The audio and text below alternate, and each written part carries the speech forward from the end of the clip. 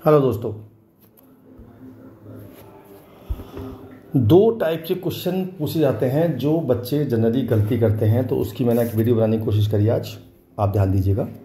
पहला क्वेश्चन ये कहता है वो कि जी एक मैट्रिसेस मुझे ए गिवन है 3 1 -1 2।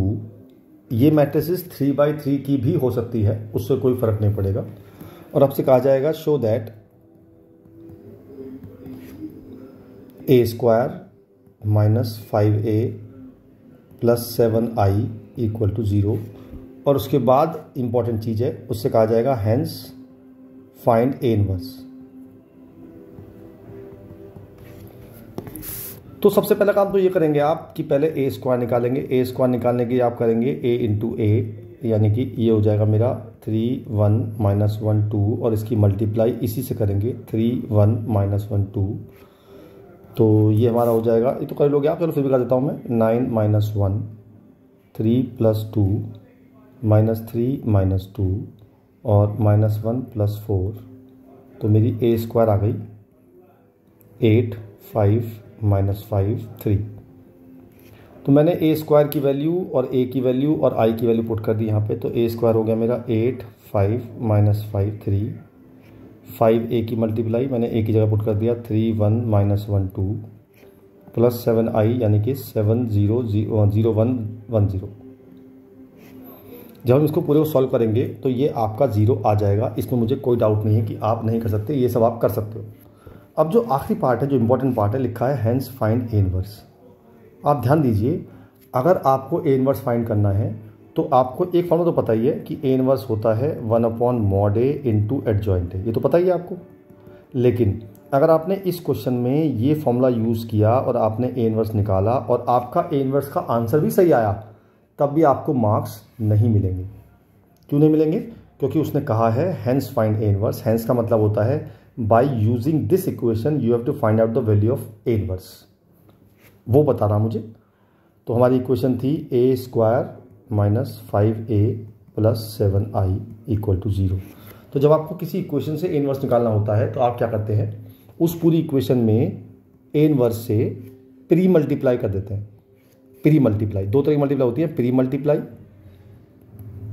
और एक होती है पोस्ट मल्टीप्लाई।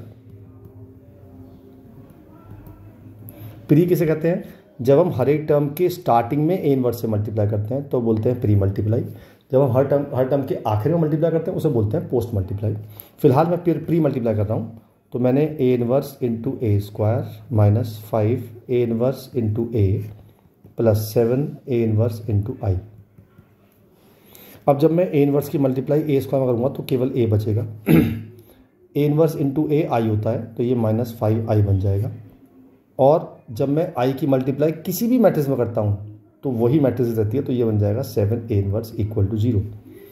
अब मुझे निकालनी है a इनवर्स की वैल्यू। तो मैंने इन दोनों टर्म को इधर ले गया, 5i - a और 7 से डिवाइड कर दूंगा, तो मेरी a इनवर्स की वैल्यू आ जाएगी 1/7 5i - a। अब मैं इसमें i और a की वैल्यू पुट करूंगा। i की वैल्यू है मेरी 5005, ये 5i की वैल्यू है, माइनस a की वैल्यू है मेरी 3 1 -1 2।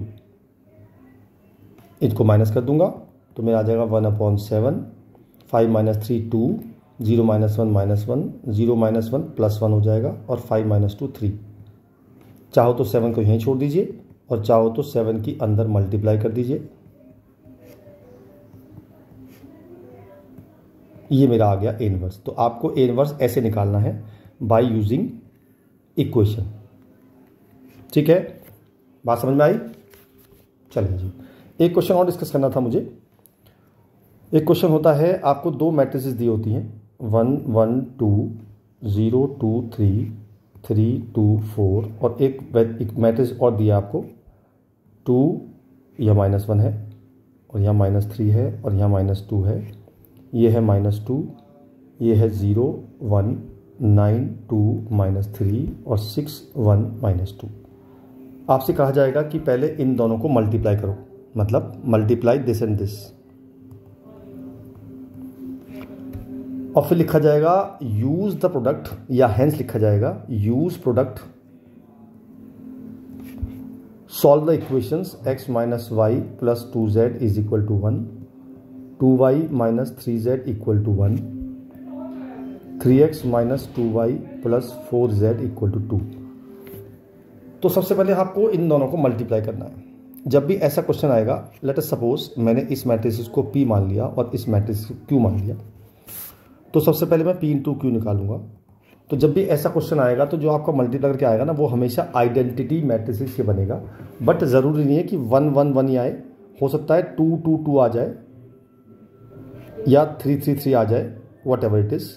मैं कह सकता हूँ कि P इंटू Q हमेशा K इंटू आई आएगा। तो जब कभी दो मैट्रिक्स का मल्टीप्लाई K इंटू आई आता है, उसकी दो थ्योरम होती हैं। पहली थ्योरम, अगर मैं P का इन्वर्स निकालूंगा तो 1/K इंटू Q आएगा, और अगर मैं Q का इन्वर्स निकालूंगा तो 1/K इंटू P आएगा। ये थ्योरम आपको याद करनी है, ठीक है। फिलहाल मेरा जो P इंटू Q आया है वो मेरा I आ गया। I माने K माने 1 आ गया, मतलब जब I आ गया मेरा तो इसका मतलब K 1 हो गया। अगर मेरा 2 0 आता तो मैं लिखता K को 2। फिलहाल मेरा K 1 आया, तो मेरा P इंटू Q आई आ गया। इस केस में P का इन्वर्स जो होगा वो Q होगा और Q का इन्वर्स होगा वो P होगा, क्योंकि मैंने K की जगह 1 रख दिया इसमें। अब मुझे ये प्रोडक्ट यूज़ करना है, तो जब मैं 3 इक्वेशन से एक्स वाई जेड की वैल्यू निकालता हूँ तो मेरा आंसर आपको पता है क्या होता है, वो होता है x is equal to A inverse into B, जिसमें x होता है X Y Z, A inverse होता है जो एक्स वाई जेड का कोफिशिएंट है उसका इनवर्स। अब एक्स वाई जेड का कोफिशिएंट क्या है, x का 1 माइनस 1 2, 0 x का नहीं है यहाँ पे, 2 माइनस 3 और 3 माइनस 2 4, और b होता है जो इक्वल टू में गिवन होता है 1 1 2। अब फिर मैं बताऊंगा एक बात आपको, अगर आपने इस मैट्रिसेस का इन्वर्स निकाला by using minor cofactor adjoint A तो आपको मार्क्स नहीं मिलेंगे, क्योंकि उसने कहा है कि इस प्रोडक्ट को यूज़ करके ही आपको सॉल्व करना है। तो आप देखोगे कि जब भी आपको ऐसा क्वेश्चन आएगा तो इस वाली मैट्रिसेस की शक्ल या तो P से मिलेगी या Q से ज़रूर मिलेगी।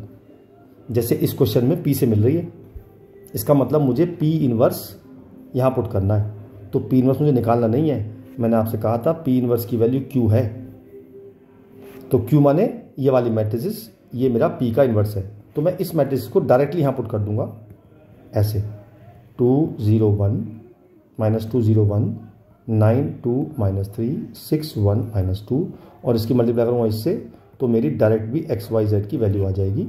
तो ये आ गया मेरा माइनस 2 प्लस 2, ये आ गया 9 प्लस 2 माइनस 6, ये आ गया 6 प्लस 1 माइनस 4। तो मेरी वैल्यू आ गई 0 और 5, और ये आ गई मेरी 3। तो ये मेरी एक्स वाई जेड की वैल्यू आ गई। इससे मैं निकालता हूँ डायरेक्ट एक्स वाई जेड की वैल्यू। एक्स की वैल्यू मेरी 0 हो गई, वाई की वैल्यू 5 हो गई और जेड की वैल्यू 3 हो गई। तो आपको ये वाला क्वेश्चन ऐसे करना है, ठीक है। तो एग्जाम में गलती मत करना और दोबारा इनवर्स मत निकालना, ओके। फिर मिलता हूँ किसी अगले कंसेप्ट के साथ, तब तक के लिए बाय।